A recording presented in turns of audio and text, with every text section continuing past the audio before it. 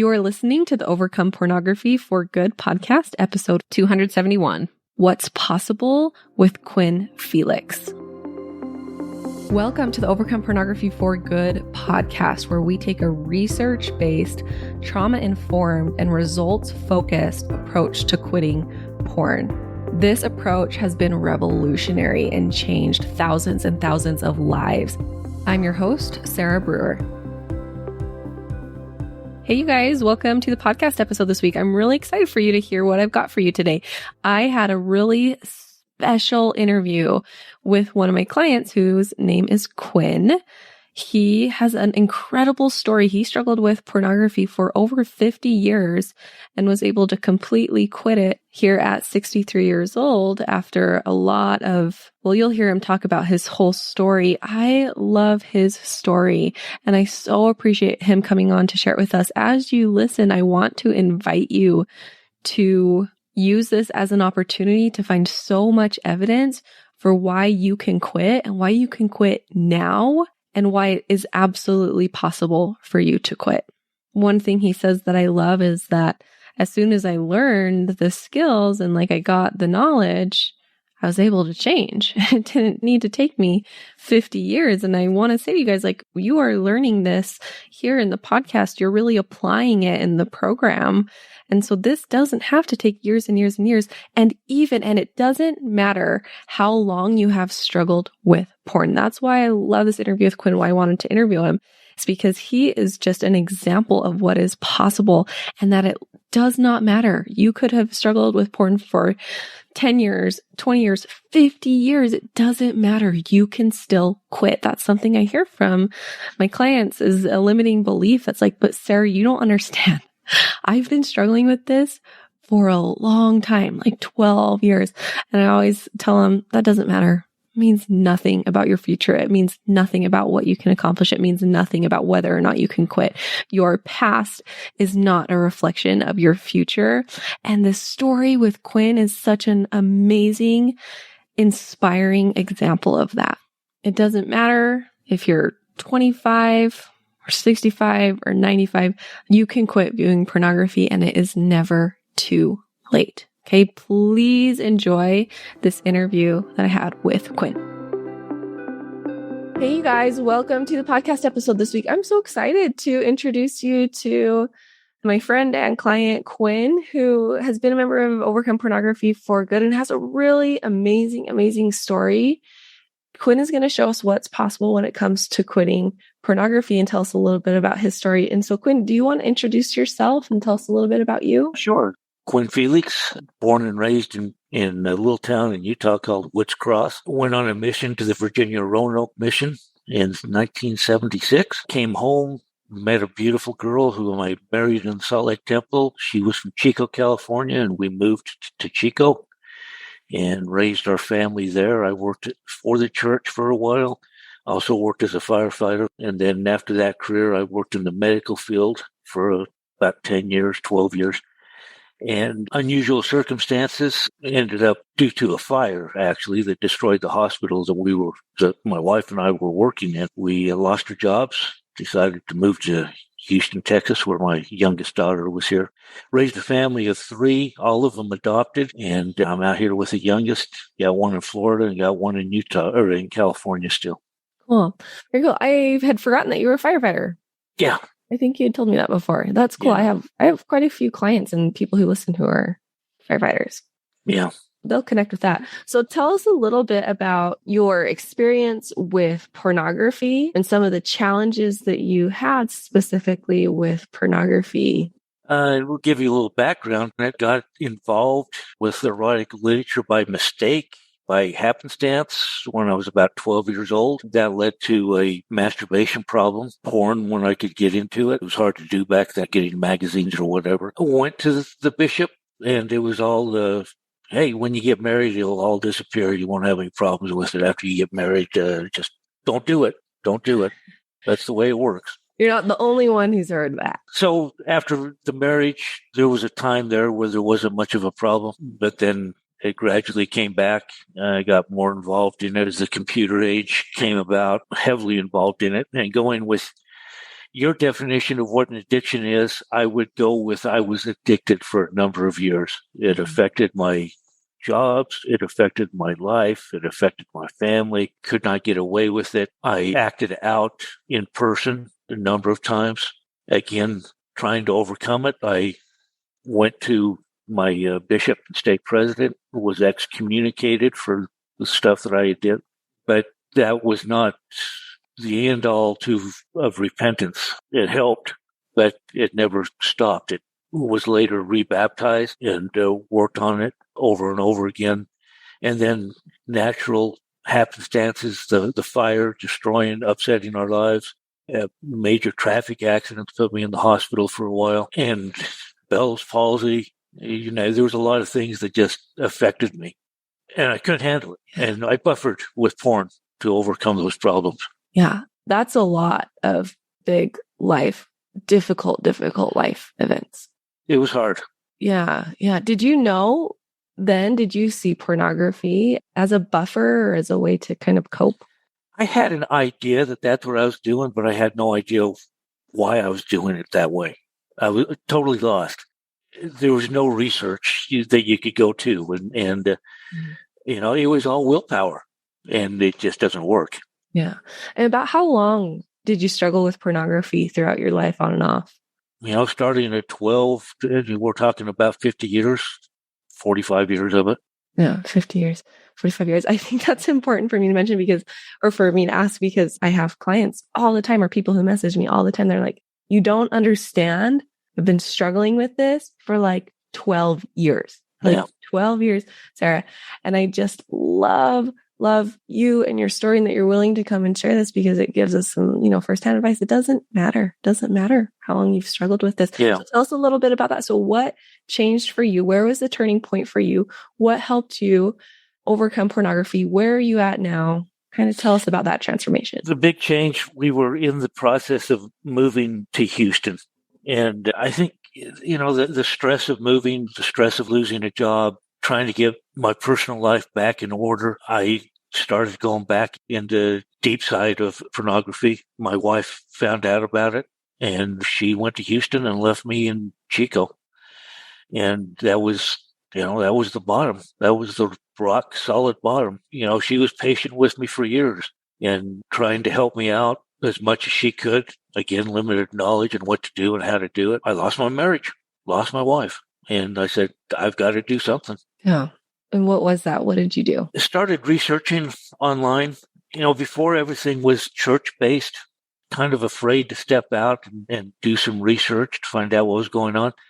So I got online, and You're Preying on Porn by Gary Wilson on an audiobook. Mm-hmm. And I listened to it, and I went, whoa, there's science to back this up. He started describing things that I could relate to sentence by sentence, word by word. Porn acceleration, porn-induced erectile dysfunction. It was all there. There's a way to beat this. I listened to that book. Every time I'd go out for a walk, I would listen to that book, and I probably listened to it 10 times. So I started researching again, went on to see if there was any apps to help me out. I found Brain Buddy, and Covenant Eyes was another good app. But Brain Buddy was good. It gave me daily exercises that I could center myself on. It would do self-affirmation. It would give you a split screen on the computer showing you a picture of a guy behind a computer, just a black and white image of, man, he's in pain, he's looking at porn. And then on the other side would be this picture of a happy couple, out playing volleyball or on the beach or whatever. And you had to make a decision. Do I want this one or do I want that one? And you would do that 4 or 5 times a day, and it would just ingrain in you, and the stories, progression stories, how you overcome, how life is better now without it. The thing that it didn't have was still giving me the understanding of how I could overcome it. So even with those exercises, I was still using willpower. So it kind of went from like really hopeless, there's something wrong with me, I don't know why I'm doing this, this is just my flaw, to learning about the brain and Your Brain on Porn, reading that book, understanding that there's maybe a little bit more behind this, there's a little bit more science behind this. Hope, because it's not just that there's something wrong with you, but there's something going on here in my brain. And I wasn't alone. Yeah. And that you weren't alone. Led you to Brain Buddy, which I haven't really used much of or really seen much of, but I have gotten messages from people on Brain Buddy. It seems like an awesome app, helping you start to notice, like, maybe I can have this other, like there are two options in my life here, and maybe I can start to have this one, even though it's been 50 years, even though I'm struggling or I've lost my marriage, even though all this, maybe I still can have this life that I really want. Yeah, it was eye-opening. It was a breath of fresh air. On Brain Buddy, you were formed up into teams, or you could make your own team. So I advertised one day on the board that I was a member of the church and wanted to form my own team with LDS members.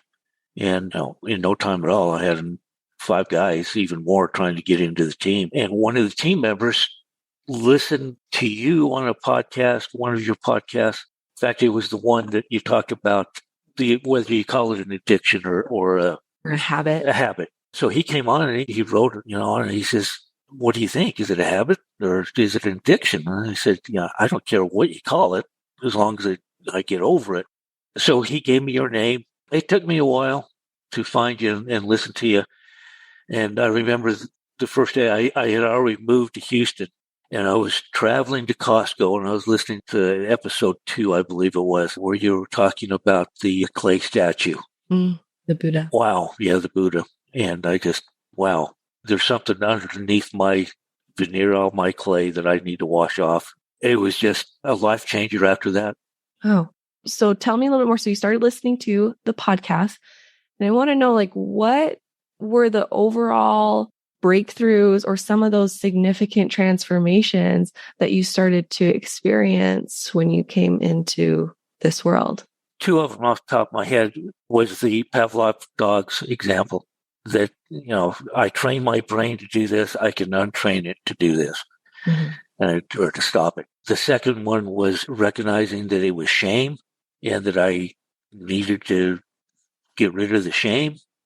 And it didn't take much work for me to do that. Once I understood it and realized it, I shed the shame all the way around. It was, after I joined your program and got the workbook, I could probably show it to you. If you could reach out, you could probably slap me. I've probably written on 2 pages.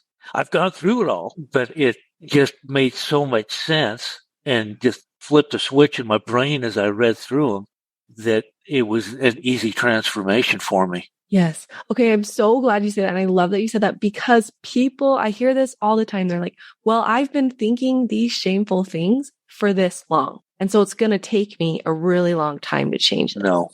It doesn't have to be that way, right? No, it doesn't. It's easy once you recognize the difference between shame and guilt and know that, before, if I received an urge to act out, I would immediately feel the guilt and then the shame.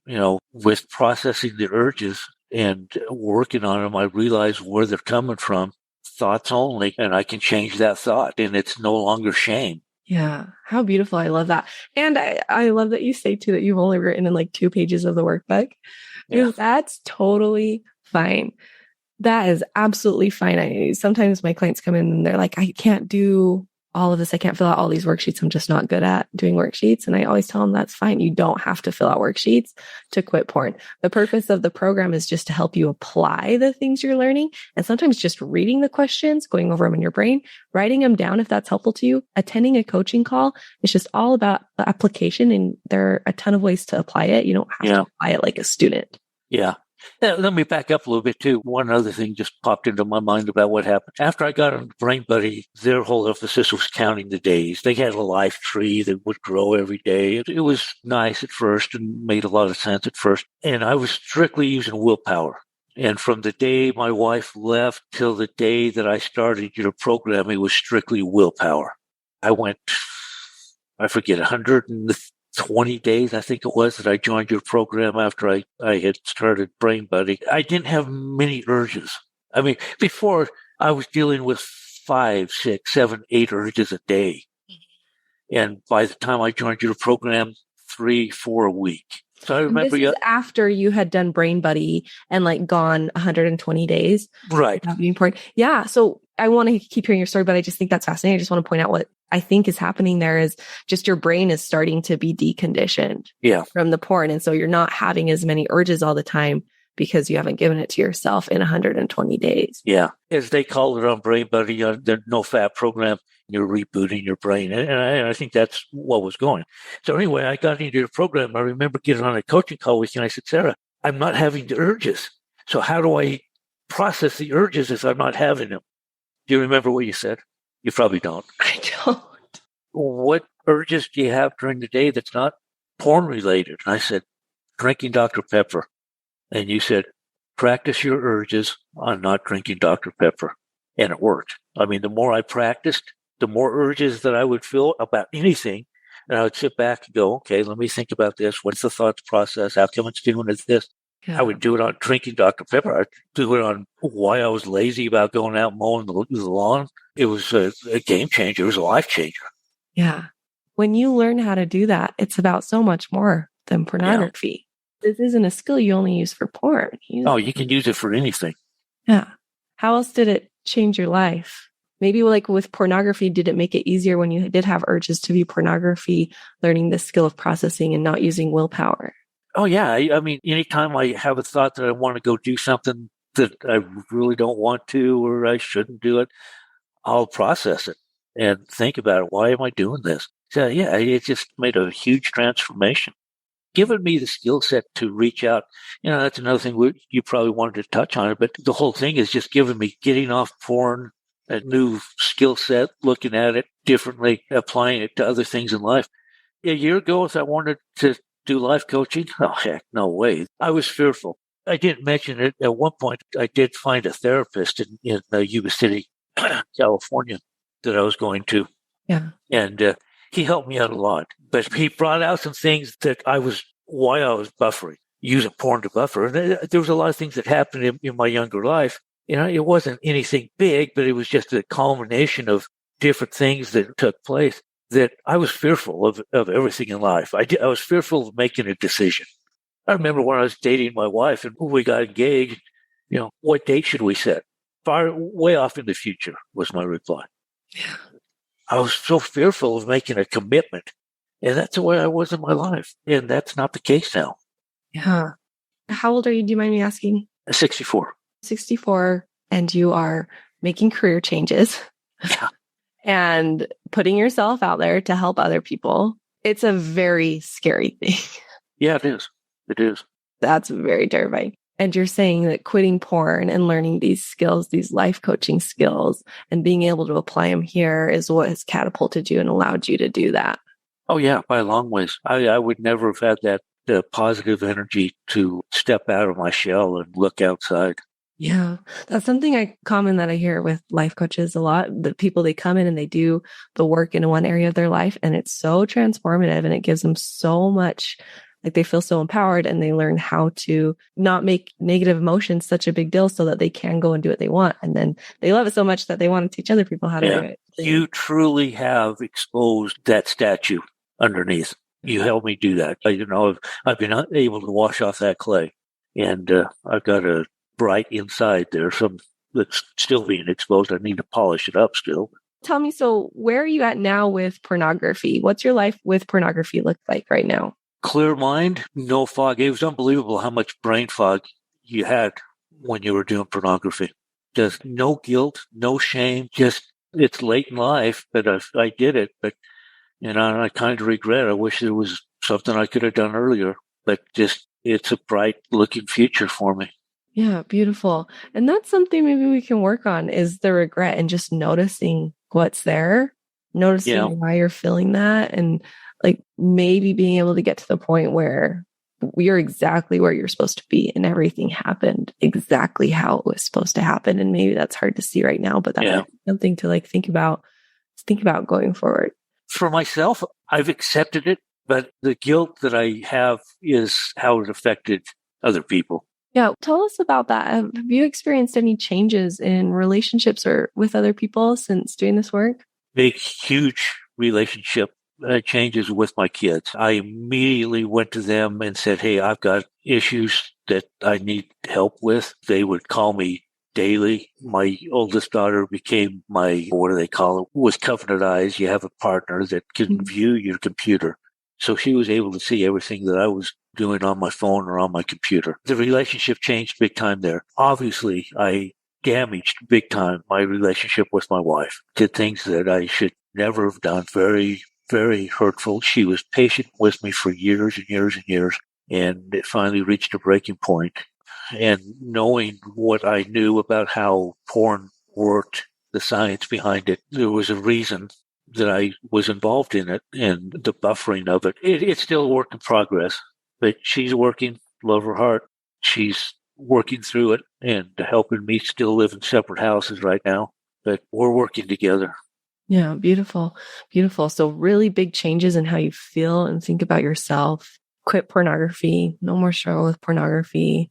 Relationships with your family are starting to change and on the up and up, and working through those, and we'll see what happens there. But there's a lot of hope, a lot of beautiful hope. What would you tell someone who is maybe in a similar situation as you? So I got a message even just this last week from someone saying, I really love what I'm hearing from you, but I think I'm too old. I think I've been struggling with this for too long. What would you say to them? What insights do you have for them? You don't give up. You know that it's bad or you wouldn't be looking into the program. And then use the word bad, not as a sin bad, but as it's not good for you. The brain fog, the torture that it puts on your relationships with yourself and with others, it's not worth it. And now that I'm on the other side of it, it's hard to say, but I haven't felt this way since I started it when I was 12 years old. It's just a clean way of facing every day's challenge. Yeah, I love that, Quinn. Thank you. Thank you. And you'd also had mentioned that you knew, so you started to understand how the brain was playing into it and that you wanted to quit porn, but you're struggling figuring out exactly how to, which is something that I say often. I'm like, you guys hear all the time to quit porn and that you should quit porn. You don't need to be told to quit porn anymore. You need to be taught how. Read your scripture some more. Read your scripture. Yeah, you don't need to be told to read your scripture some more. Yeah, as much as we love scriptures, that doesn't help you quit a porn habit. No. It doesn't help you quit, help you lose weight or whatever. No. You've got to understand it, and you have a beautiful way of explaining it.